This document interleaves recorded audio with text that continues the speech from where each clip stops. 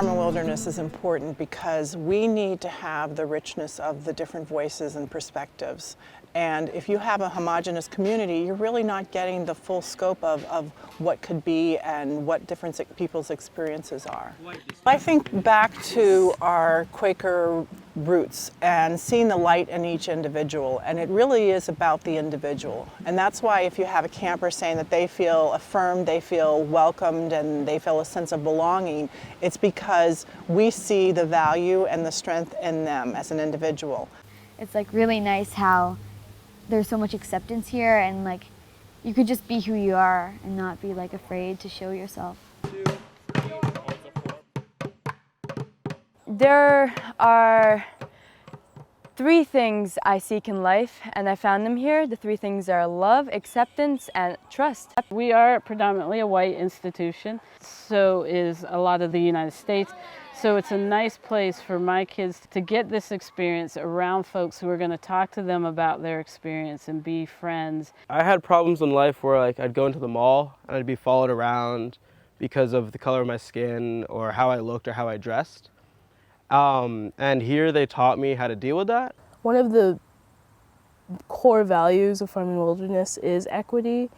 So we talk about social justice and race a lot. I definitely can have like preconceptions about people, and I think FNW does a great job at like kind of breaking those and making you see who the person is instead of just like what you think about them. At a town meeting, we discussed a bunch of racial things, like say if I was uncomfortable with the way someone was saying like a word to me or like how someone was treating me differently. I could bring that up and I could talk about it. It's important to have a very diverse group of people so you can have discussions intelligently with people about like what it's like to come from different areas or have different opinions as what somebody would consider a normal person. You can say what you want here. You have the right to say no. You can wear whatever you want to wear. You don't get judged. When I was a camper, I came from Burlington, Vermont, which is much more diverse now than it was when I was growing up. But at that point, coming here, this was the first place I met people of color that I actually spoke to. It was the first place I met people from the city. The goal for expanding diversity is to try and increase, for example, campers and staff of color to at least 25%. It's so valuable. It's valuable for the camper of color, and it's valuable for the camper who's not of color, because it allows them to see other communities and other experiences. And it was just like a really powerful thing to come into a place that I think talks a lot of talk and really does try to make an effort to walk it as well. And so I think it's just the genuine intimacy and connection I think that people really value here, and I think that is really rare. Farm and Wilderness is a community that strives to be non-judgmental, to be fully accepting of people's differences. And even though it's not perfect, no place is perfect, but at least that's the goal, and it's not the goal everywhere. People from all over the world and all over the country and all different cultures and religions come here, and it's fun, and we can just be ourselves. In a way, I'm kind of fulfilling a childhood dream by being a counselor here.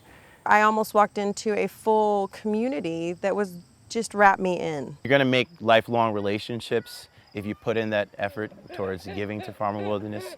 It's such a great mix of intellectual and physical and spiritual, and it's sort of all mixed up in this high energy, what are we gonna do to have fun now kind of thing. You get to just hang out with different kinds of people. It's nice because like we play a lot of music. I think one of my favorite things is being in the water. I love swimming. Basically all the time you stay here, you get to be outside. My favorite part is when it's getting dark out and we're all community in our cabin. It's one of the best places I've ever been to. It's my home away from home. I'm a parent of a 9-year-old daughter at the camp. We live in a diverse world. She can come to FNW and she can feel safe, she can feel supported, she can ask challenging questions, and she can look at different parts of herself, feel appreciated and affirmed and accepted by all of those, and then have that same appreciation for the fellow campers, because that's the culture that we create at FNW, or at least we strive to. We're not there yet. We're not a utopia for sure, but we're intentional in our conversations around it, and I think for a summer camp, we're creating a fantastic place for our kids.